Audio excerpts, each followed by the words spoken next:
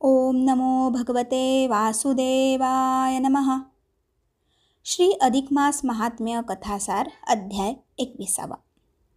या अध्यायाचे नाव आहे व्याधी दूर झाली. तर मंडळी, अध्याय सुरू करण्यापूर्वी आपण जर चॅनलवर नवीन असाल तर चॅनलला सबस्क्राईब करून ठेवा, म्हणजे पुढील सर्व अध्यायांचे नोटिफिकेशन तुम्हाला येत राहील. आणि त्याचबरोबर या व्हिडिओला लाईक करून कमेंट बॉक्समध्ये ओम नमो भगवते वासुदेवाय नमः लिहिण्यास विसरू नका. चला तर मग आजच्या या 21व्या अध्यायाला सुरुवात करूयात. तर मंडळी, सूत सांगू लागले, लोक हो, एक दिवस लक्ष्मी नारायणांना म्हणाली, स्वामी, अधिक महिन्याच्या स्नानकर्माने आणि त्याच्या पुण्यदानाने काय घडू शकते हे आपण मला सांगितलंच. आपण आता कृपा करून मला हे सांगा की या अधिक मासातील पुण्यक्षेत्रीच्या स्नानाने कुणा भाग्यवंताची आधी व्याधी दूर झाली आहे का? तेव्हा भगवान नारायण हे अतिप्रसन्न होऊन म्हणाले, होय प्रिये, तू हा प्रश्न विचारल्याबरोबर मला एका भक्ताची कथा आठवते. ती कथा मी आता तुला निवेदन करतो. तू त्याचं श्रद्धापूर्वक श्रवण कर. मग भगवान नारायण ती कथा सांगू लागले. ते एक विराट देशातले पवित्र आणि सुंदर नगर होते. त्या नगराचे नाव होते माहूर.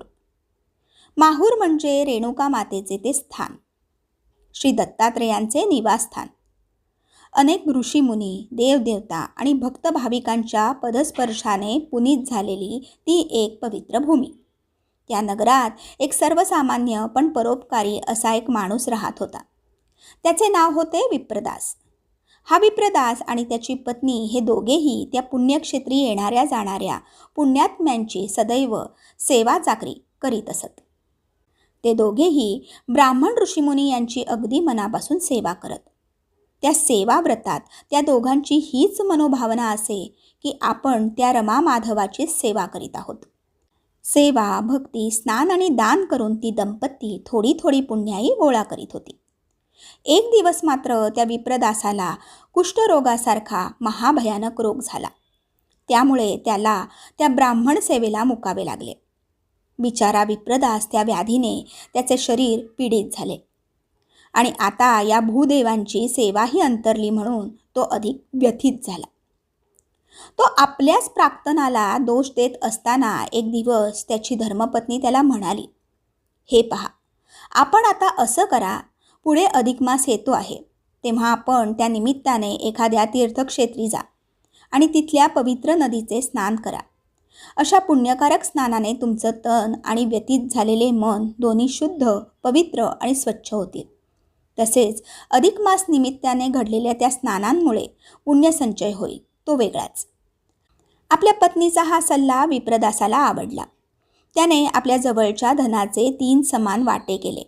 1 वाटा पत्नीला दिला, 1 वाटा मुलाला दिला आणि 3रा आपल्या वाटणीचा वाटा बरोबर घेऊन तो दोघांचा प्रेमळ निरोप घेऊन तीर्थयात्रेसाठी म्हणून घराबाहेर पडला. अनेक तीर्थे हिंडत हिंडत तो गौतमी गंगेच्या काठावरील एका पुण्यक्षेत्री आला. तिथे राहून त्याने अधिक मासाच्या निमित्ताने नित्य गंगा स्नान, यथाशक्ती दान, दुरून का होईना पण त्या क्षेत्री येणाऱ्या साधू, संत, सज्जन, ब्राह्मण यांचे दर्शन घ्यायचे, त्यांची भावपूर्ण मानसपूजा करायची, त्यांनाच नारायण मानून आपल्या व्याधी निवारणाबद्दल त्यांना प्रार्थना करायची, असा नित्यक्रम चालू केला.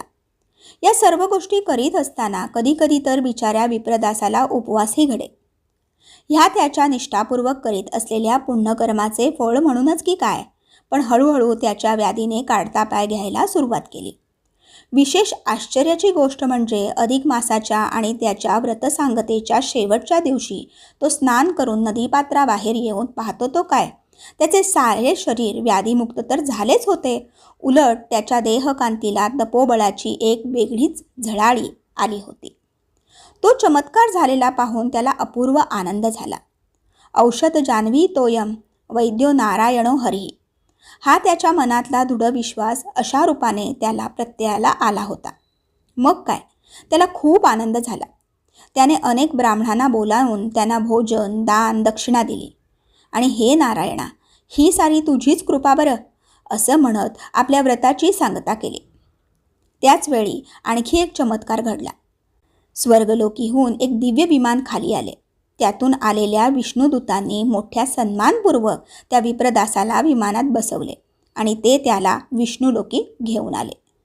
विप्रदासाचा उद्धार झाला. त्याचा नरजन्म सार्थकी लागला. आपल्या पवित्र आणि पुण्यकारक सेवा, भक्ती आणि व्रताचरणाने तो नराचा नारायण झाला. सूत म्हणाले, श्रोते हो, कळला ना अधिक मासातील पुण्यस्नानाचा महिमा हा असा अगाध आहे ते.